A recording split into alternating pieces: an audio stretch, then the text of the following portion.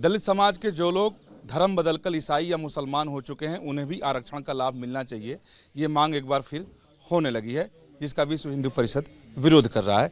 बात करने के लिए वीएचपी के वरिष्ठ नेता डॉक्टर सुरेंद्र जैन जी हैं, उनसे बात करते हैं। सर, इसका विरोध क्यों कर रहे हैं आप लोग? ये एंटी कॉन्स्टिट्यूशनल है, एंटी नेशनल है, संविधान की भावना के खिलाफ है और जो आरक्षण दलित भाइयों को दिया गया उस आरक्षण की भावना के भी विपरीत है। यह आरक्षण दिया गया सामाजिक, आर्थिक और शैक्षणिक पिछड़ेपन के आधार पर, भेदभाव के आधार पर। ईसाई और इस्लाम के झंडा बरदार बार बार कहते हैं कि हमारे यहां तो समानता है, फिर क्यों मांग करते हैं? इसका मतलब वो दोगले हैं, उनके यहां भी अस्पृश्यता है, खुलकर उन्हें स्वीकार करना चाहिए, जिससे ध्यान में आए। नंबर 2, यदि यह हो जाता है तो धर्मांतरण की कितना बड़ा कुचक्र तेजी से प्रारंभ हो जाएगा। आखिर कंटिन्यूअसली ये मांग चल रही है, 1933 से चल रही है। इसको लेकर धरने प्रदर्शन भी इन लोगों ने किए, महंगे महंगे वकील करके बार बार कोर्ट में खड़े होते हैं। अंतरराष्ट्रीय शक्तियां इनके पीछे, पीएफआई का हाथ सामने आ ही चुका है।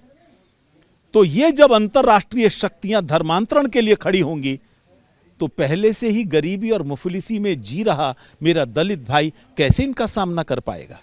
इसलिए मैं समझता हूं ये धर्मांतरण को भी बढ़ावा देगा, डेमोग्राफिक इंबैलेंस को भी बढ़ावा देगा। डेमोग्राफिक इंबैलेंस के कारण ही मिजोरम और नागालैंड के अंदर आतंकवाद चला था। क्या वो पूरे देश भर में चलाना चाहते हैं? इसलिए ये नाजायज मांग किसी हालत में पूरी नहीं होने देंगे।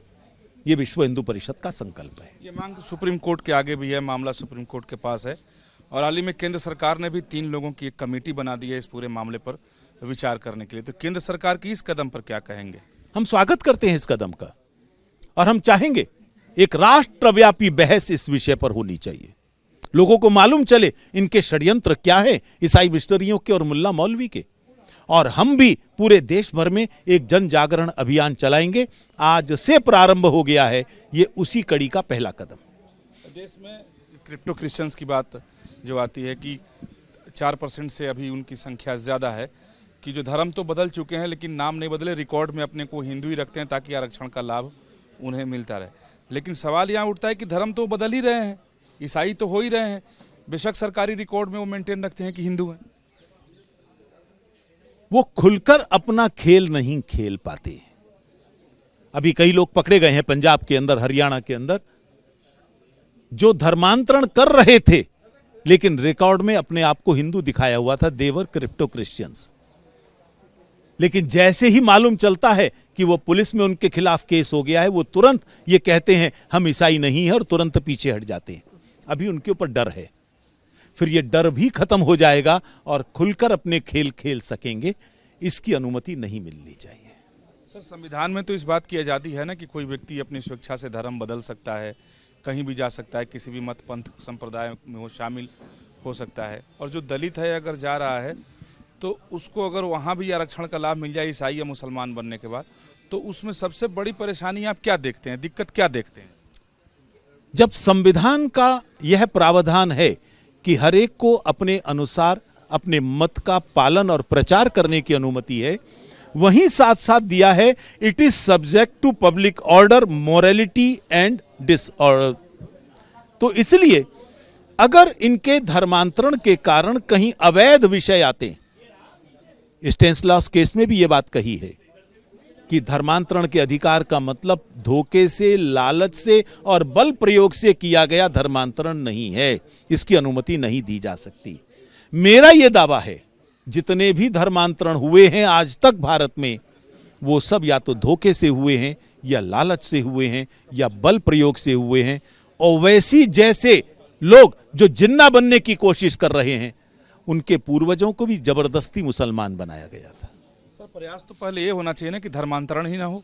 यही कोशिश है और इसलिए हमारी मांग के कारण 7 राज्यों ने धर्मांतरण पर रोक लगाई है। हम केंद्र सरकार से भी मांग करते हैं, क्योंकि कई राज्य सरकारें तो चलती ही मुस्लिम वोट बैंक और मुल्ला ईसाई मिशनरियों के संकेतों के आधार पर चलती है। इसलिए केंद्र सरकार को भी इस पर पहल करनी चाहिए और कानून बनाना चाहिए।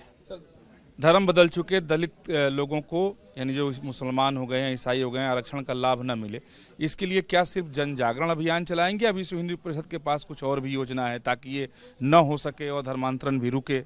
हम धर्मांतरण को तो रोक ही रहे हैं, उसके लिए प्रयास कर रहे हैं। संविधान, न्यायालय, सड़क तीनों जगह कर रहे हैं। लेकिन वहीं साथ साथ जन जागरण के साथ साथ कानून बने इन सारे विषयों में, ये भी हमारा प्रयास रहता है। विश्व हिंदू परिषद इस बात के पूरे विरोध में है कि धर्म बदल चुके लोगों को आरक्षण का लाभ नहीं मिलना चाहिए। 100% केवल विश्व हिंदू परिषद नहीं, भारत का संविधान, भारत की न्यायपालिका, भारत की संसद, संविधान सभा, इन सब में चीख चीख कर यही निर्णय लिया गया कि मतांतरित दलितों के लिए आरक्षण नहीं होना चाहिए। बहुत धन्यवाद बात करने के लिए। वीडियो जर्नलिस्ट राकेश के साथ विकास चंद्र, न्यूज नेशन, दिल्ली।